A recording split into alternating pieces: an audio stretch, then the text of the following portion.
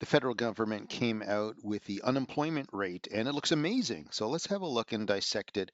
And I really have a problem with this number, but I'll let you decide what you think and how it's presented, because it's always like a positive op-ed in my opinion. But let's have a look. So the reason, 54,000 jobs. Wow. Unemployment rate is 6.5%. Wow. It fell 0.4%. Everything is super duper. Isn't that incredible? I love it. That's the headline. But in that number, there's something that is hidden. And it really bothers me that it's not really presented thoroughly and clearly. And I'm not sure how other countries handle this as well, because those 54,000 people, it takes five private sector people to pay for one public, for example, and buried in there a job. So, what is a job really in the whole situation? Because there's many kinds of jobs that happen. So let's dive a little bit more into the numbers now. First of all, employment rose for the third consecutive month, capping a strong end to the year. Love it. That's what this is at the very end. This growth here, this 3 month growth. Wow, phenomenal. What a headline. You go back here, look at January 2023, tank. What a tank. You could have a headline, and this is to January 2025. So the headline could be unemployment rate diving like a rock for 2 years straight from the Liberal government. And over here in January, I'm not sure what this spike is. The probably data is a bit skewed on there. But you could present that information that way as well. Or right here where I'm hovering my mouse, you could say growth in last quarter of 2 quarters was amazing, or 2 months, phenomenal growth. Like every little dip, and they wouldn't do a dip. It would only be an increase where they'd make a big deal about it and say that it's an amazing job. That's what bugs me about when presenting all this data. And there's a book on how to lie with numbers, and this is part of it. Let's have a little bit more and look in here. The unemployment rate fell sharply, reversing the upward trend seen through most of 2025. Nice again, eh? It's dropped. Isn't that incredible? But you look, okay, that's a great story. Look, if I bring this over, so that means it was 5.8 and it went back. It went now it's from a year ago, it's 6.5. So, they're only talking about the last portion of it, but really if you look at January 2024, it's actually horrible. It's down. And that's how they mislead with the numbers on there. Let's look at the next slide here. 50,000. So of those 54,000, 50,000 is the net new jobs for youth in November, aged 15 to 24 accounted. So this is like the beginning of your career that's happening here. That's what that is. So, the tax rate on the youth is lower. So the government's not making as much money as they could. They want to nail people who are making more money than that because they're going to make a lower amount of money. So it's very misleading. So 54,000 of that is the youth, and that's not fair to present here. Now, if you look at it in total, 63,000 jobs created and nearly 10,000 full-time. See, all of a sudden it goes from part-time 63,000, full-time 10,000. They're not the same. You could have three part-time jobs, but one full-time. Like, it could be equivalent like that if they normalize this, which I think is a reason with AI and factual information and real-time information, the government hates AI because you could present this data and this is not normalized because of that. This is not fair at all. These 10,000 jobs full-time, the government made more tax made government. It's not revenue. They get more tax money that they can give away to other country and liberal friends. That's what the worst part of it. So part-time goes up, full-time goes down. That's horrible. Horrible. Now we look at it as sector. What has increased over here? Healthcare and social assistance. So now we're already talking about that's government. So that means the youth unemployment is government. That's what that is. And what has lost is information, culture, and recreation. Recreation, what's that? Tourism? Information, 34,000, largely offsetting October's gains. Okay, well, so it's not good. That doesn't look good again. Now, where are these jobs going?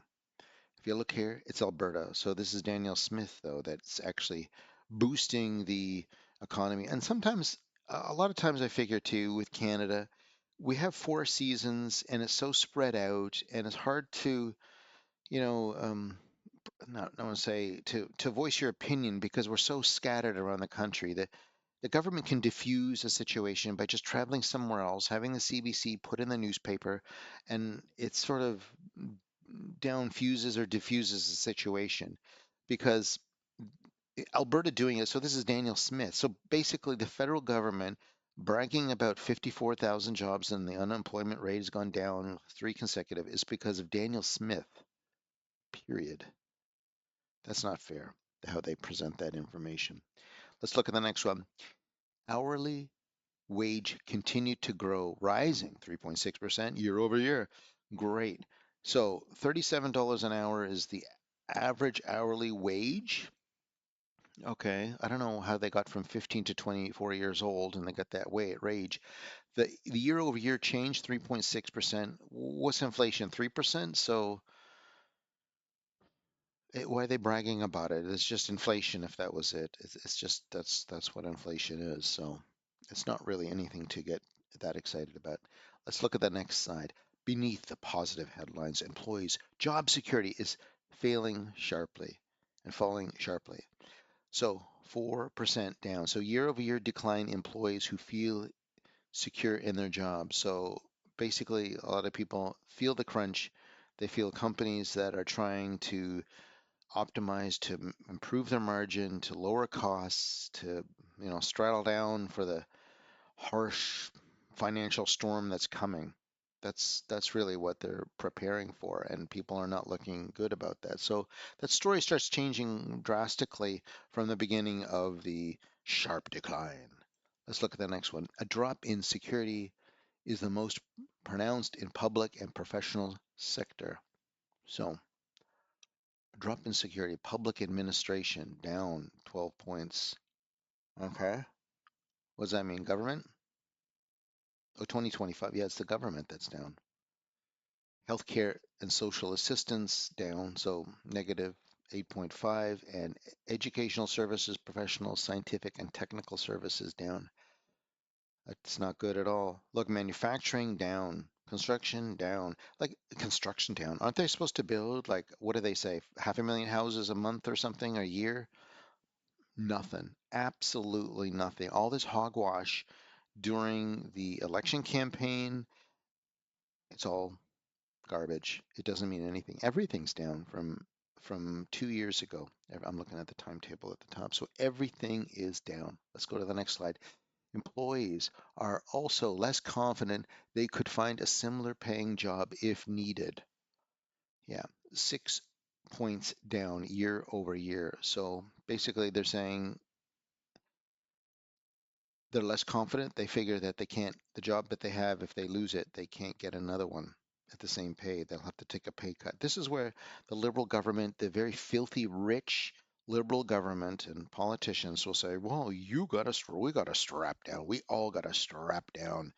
But in reality, if you're making $300,000 they make a year, those MPs and whatever, and then imagine your rent, your expenses, and everything you get paid. And I've seen it as well. They make $150,000 they write off a year. Like if you don't have to pay anything and you make an enormous amount of salary, like it's doesn't affect you at all.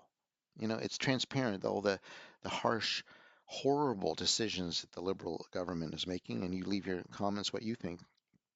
Let's go to the next one. November 2025 labor market, a picture of contrast, a strength market, the data. Strong job growth, 54,000.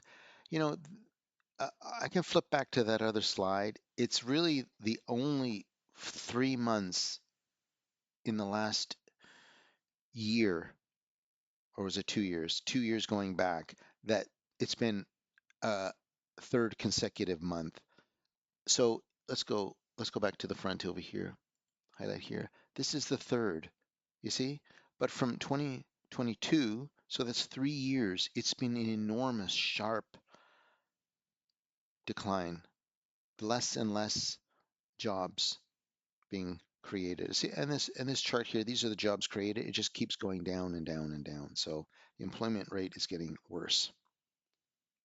Let's go back to this one. So it doesn't look like it's a good picture. I think what's going on here with the wording and how they present this information, they're paying consultants to sort of spin the story and look at snapshots and do a positive op-ed. And I would like for the government to be honest and to say if they're not doing well, to say it. And they won't do that. And that's why those numbers I think need to be changed. I'll see if I can have a look how other countries handle it. There's only two more slides going through here too. This is from October to November. Oh, so month over month, unemployment in thousands, employed in thousands, unemployed. Yeah. Oh, seasonally adjusted. Okay. 55 and older. Okay. And the last one here, Alberta is the one that has all of it. So, and healthcare. So if we go back up to the top here in the news article, the 54,000 job increase, most of it is part-time. And in that 54, there's 10,000 full-time jobs down. So 54 part-time up. And it's all Daniel Smith's province that has accelerated it. That's really the story. And if you look at the trend over the last few years, it's only really the last few months that it looks like it's growing, and that doesn't look too good. Anyway, let me know in the comments what you think about this report and how they should adjust the employment number. I think we've evolved enough to not have these fake headlines here and say 54,000 growth unemployment, because that's not right. A part-time job is not a full-time. And if you take the full-time out and the part-time and then pick a province, it's Alberta is the shining star in all this. And they're not saying it. Let me know in the comments what you think. Thanks for watching Canada Wide.